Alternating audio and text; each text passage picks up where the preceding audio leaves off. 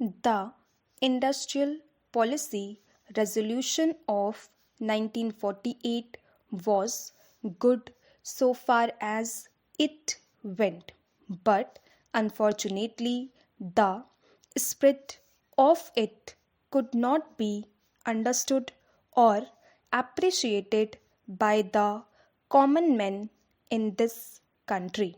So, a new orientation of this policy was given, and the Honorable Prime Minister, after his return from China, publicly declared that the future policy of the country, or rather the future pattern of society, will be the socialist pattern.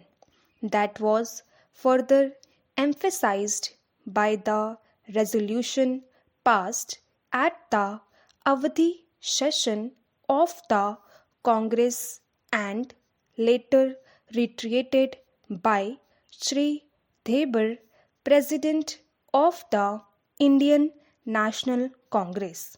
I am very glad to say that the spirit of it has been caught by the nation today. If I may say so, the nation has taken up the challenge for securing the socialist pattern of society. It behoves all sections, both inside this house as well as outside, without having mutual recriminations, to try and propagate in a sincere manner and establish the socialist pattern of society indicated by the statements of the great leaders of our country.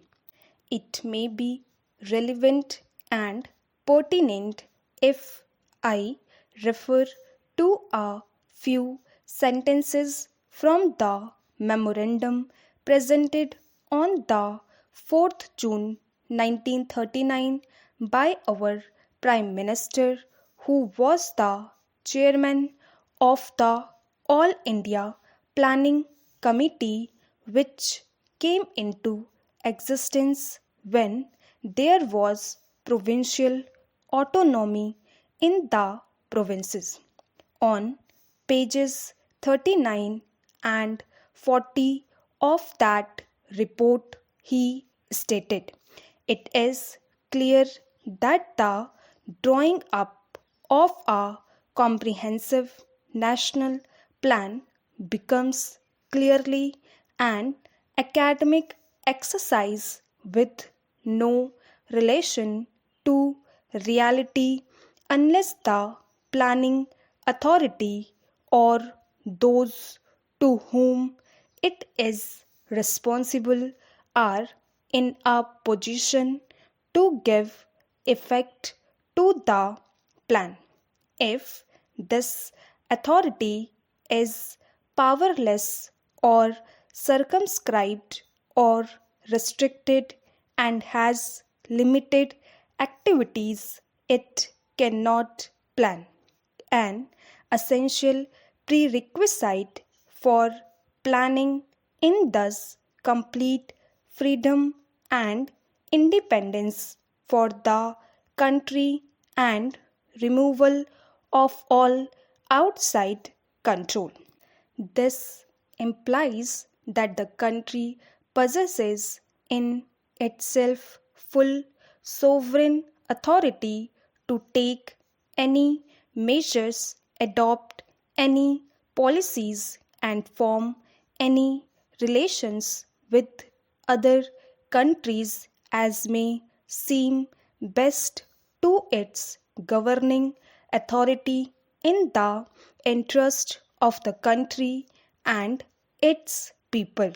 National independence is thus an indispensable preliminary for taking all the steps that might be found necessary for carrying out the 5-year plan in all its various aspects throughout the whole country.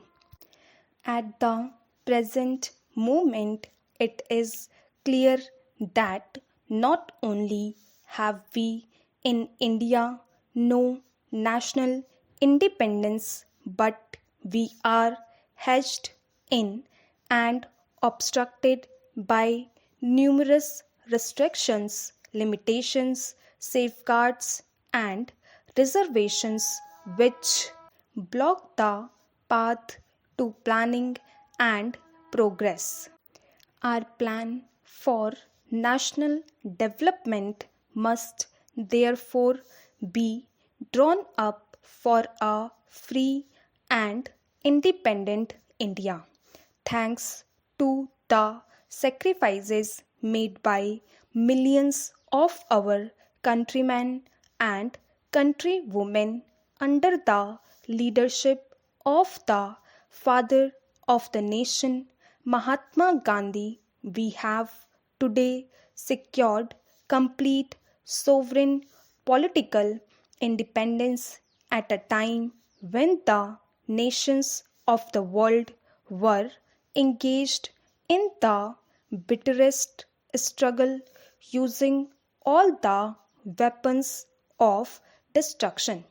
If, therefore, we have secured political independence during the period of a quarter of a century, it should not be difficult, especially when we are today masters in our own country, to secure a socialist pattern of society as has already been indicated, but it requires the assistance, the propaganda, the active work of all those who are interested in this.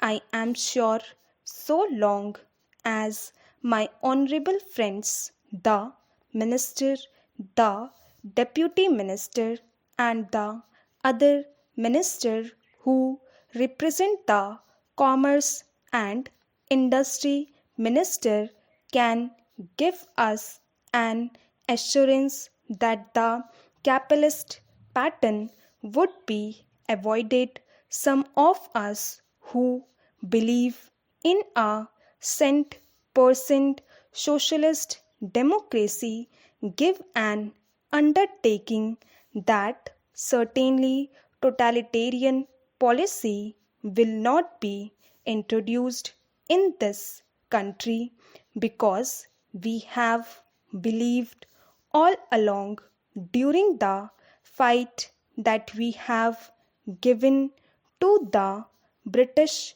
government. When we secured political independence, that we shall try to maintain democracy undiluted and a socialist democracy at that.